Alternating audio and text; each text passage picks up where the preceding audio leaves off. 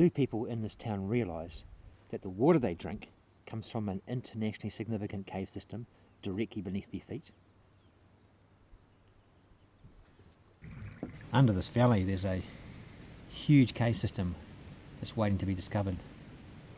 The scale of this, it's huge. I mean, some of the water goes underground 12 kilometres away.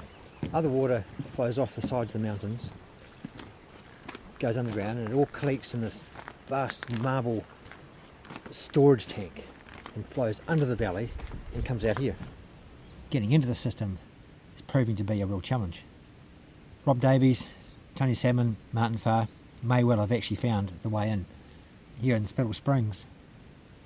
Martin, Rob and Tony and other people in the team explored over 7 kilometres of cave, and now what we're trying to do is connect up the Cottage Cave system to the Takaka Cave system.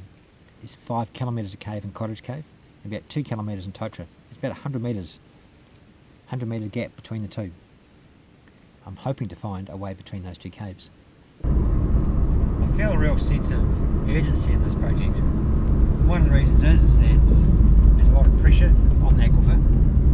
You look around you and there's land clearances, there's dairy farming. People want more water to be pulled out of the aquifer. No one knows what that's going to do. No one knows at all. No one knows where the caves go. There's all these theories. And scientists have got these theories about which way the water's going, but we'll never know until we actually go there and explore it. I suppose in some ways it's a little selfish. In fact, I like to explore the system before the water quality gets completely stuffed.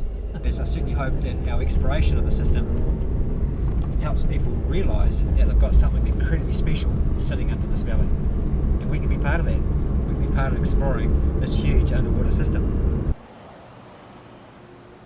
There must be a way out underneath the valley to that huge big cave that sits out there and drains out to Poo Springs. And it's that route that I want to try and find.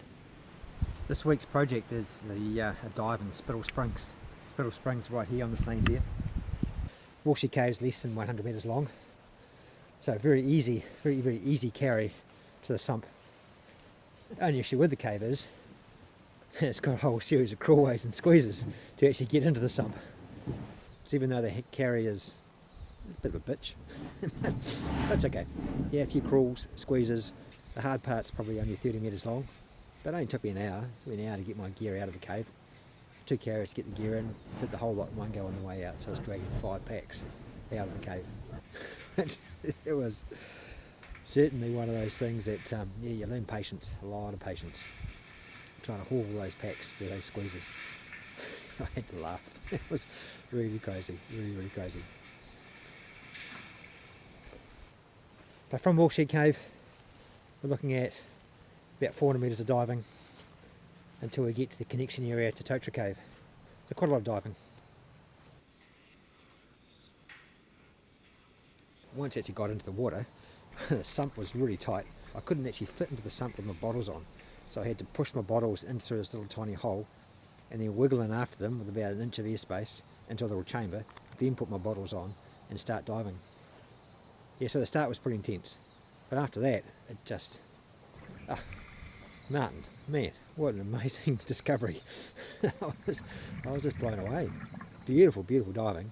Some of the passages were low and wide, some of them were nice and big and round. Yeah, it was very pleasant. Very strong current, swimming upstream against a very strong current. Had to go through a rock pile, a little wiggle between some boulders.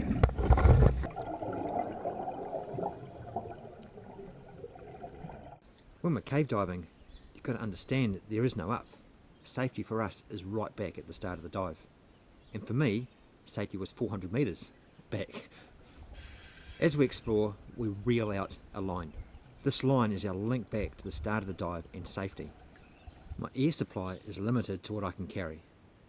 To conserve that air, I need to be completely relaxed. So to stay relaxed, I go into a dive with a plan. Any changes to that plan can put the stress levels up and increase the air consumption. Not a good place to be. I was following the line laid by the previous explorer, Martin Farr, and some of his line had obviously been washed out by floods and all got into a big tangled mess, which that mess definitely put the stress levels up. And as soon as there was that change, I had to make a decision. Do I push on or do I turn back? You know, to me, you start stacking these little lemons up, right? Little things that could go wrong. Single line, easy on the mind to follow. More than one line becomes a bit of a mind game. So what's all this line doing here? And also, I was concerned about the weather. There's a big front coming in. Was it going to rain on the surface?